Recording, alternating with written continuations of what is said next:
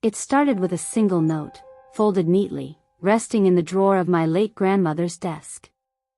I had inherited the old house after her sudden passing, a Victorian relic steeped in shadows and whispers of the past. The desk, carved with intricate floral patterns, had always fascinated me as a child. Its drawers seemed to promise hidden treasures, though they usually revealed nothing more than old stationery and bits of thread. This time, however, I found a folded piece of yellowed paper. The note was brief, scrawled in shaky handwriting. Don't open the drawer after midnight. I laughed it off as one of her strange superstitions. She had plenty, ranging from the mildly amusing to the outright bizarre. Always leave salt on the windowsills, she'd once told me. It keeps them out. She never explained who they were, and I never asked. Yet, the curiosity about the note consumed me, like an insect too persistent to be ignored. The desk sat in the parlor, a room heavy with the smell of dust and old books. The wallpaper, faded to a dull green, peeled slightly in the corners, giving the place a feeling of decay. That night, at 12:01, I slid open the drawer. Nothing. No glowing eyes, no secret compartments, just the same collection of pens and papers I'd found earlier. I shook my head, laughed softly to myself, and went to bed. Yet, my sleep was restless. The note's crooked letters danced behind my eyelids, fragmenting into words I couldn't quite piece together. The next morning, I stumbled bleary-eyed into the parlor to find another slip of paper sitting on the desk.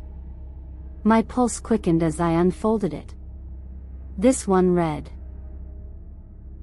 "You've already made a mistake." My stomach twisted as I stared at it. I was the only one in the house. The doors had been locked. My rational mind told me this was just a prank, though I couldn't fathom how. My cousin Clara came to mind. She had always loved testing my nerves with ghost stories as kids, but she lived 2 states away. I called her anyway, needing to hear a voice that wasn't my own. "Clara," I said, my voice shaking. "Did you leave me a note? A weird note?" She laughed, but the sound was off, like static over a radio. "You always were too curious for your own good," she said before hanging up abruptly. Her words stuck with me. Was it a warning? A joke? Something about her tone chilled me in a way the house never could. The notes didn't stop. Every morning, there was a new one, each more cryptic than the last. Stop looking.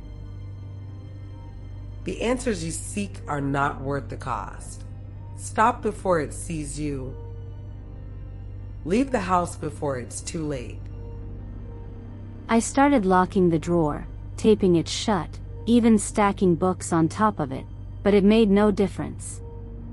The messages appeared as if by magic. The handwriting had changed too. It was no longer shaky, but jagged and frantic, the pen digging so deep into the paper that it almost tore. By the 5th day, fear had wormed its way into every corner of my mind. I couldn't sleep, couldn't eat, but something in me still refused to leave. That night, I broke my own rule. I didn't wait for midnight. I opened the drawer at 11:55. There was no note this time, but the air around me seemed heavier, suffocating. Then I heard it, a faint scratching sound, faint but unmistakable, coming from inside the drawer. My breath caught in my throat. Slowly, I leaned closer, pressing my ear to the wood. The scratching grew louder, angrier, as though whatever was inside knew I was there. I slammed the drawer shut and stumbled back, heart pounding. But the sound didn't stop. It grew louder, echoing through the house like claws raking against stone. I fled to the bedroom, locking the door behind me, only to find another note waiting on the pillow. You can't stop it now. I tried everything to rid myself of that cursed desk. I called a locksmith to dismantle it, desperate to remove the drawer entirely. He arrived the next morning, but when I showed him the desk, he hesitated. His face turned pale, his hands trembling as he inspected the wood. This isn't normal, he muttered before forcing the drawer open. Beneath it was a hidden compartment, and inside lay an old photograph. My breath caught. It was a picture of a young woman who looked just like me. Her eyes were wide, terrified, staring straight ahead as though she'd seen something unimaginable. On the back of the photograph, a single word was scrawled. Run. Before I could process the discovery, the scratching stopped. The silence that followed was worse. It felt like the entire house had exhaled, like something that had been holding its breath was now free. The locksmith muttered something about needing air and bolted, leaving me alone with the photograph. As night fell, the air in the house seemed to grow heavier, pressing against me like unseen hands.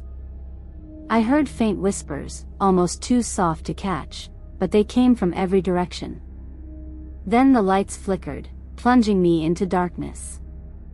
When they came back on, there was a new note, stuck to the mirror in the hallway. Look behind you. I froze. My heart thundered as I turned slowly.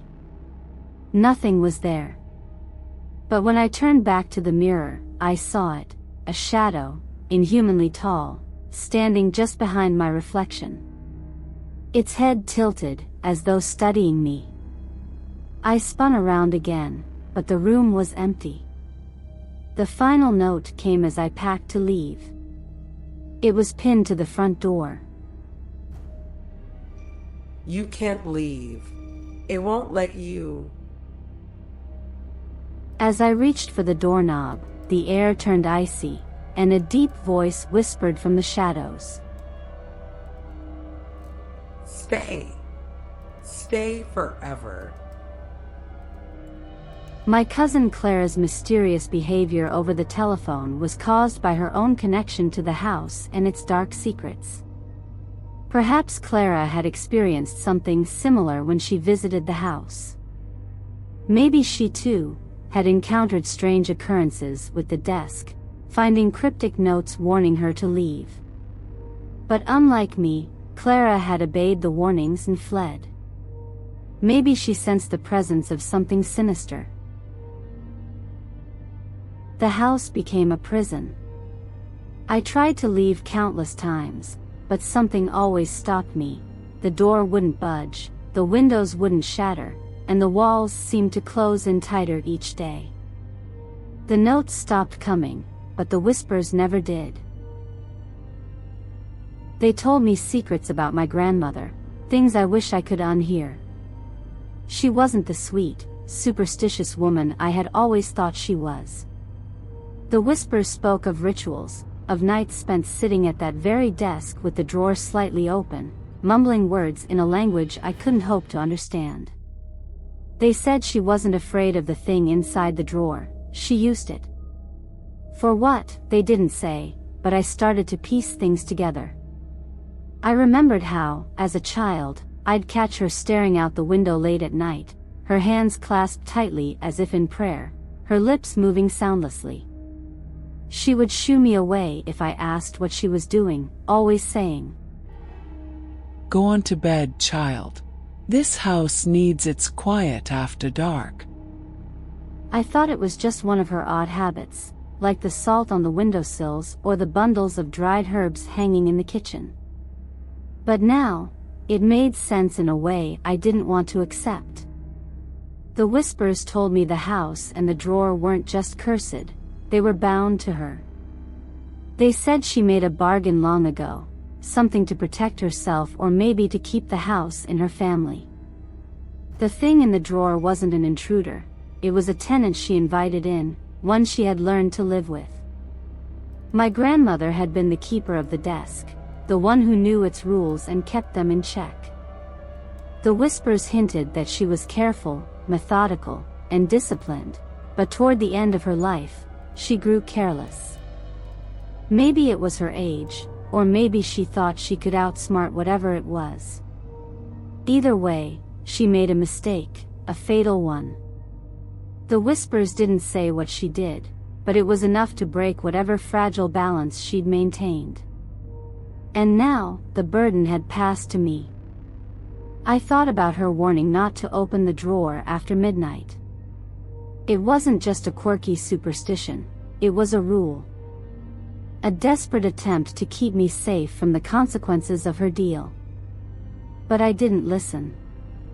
I opened it, and now, I'd done what she had always been so careful to avoid. I'd let it in. Sometimes, late at night, I hear scratching again. Not from the desk, but from inside the walls. I'm still here, trapped, waiting for someone to take the house off my hands. Maybe they'll open the drawer too.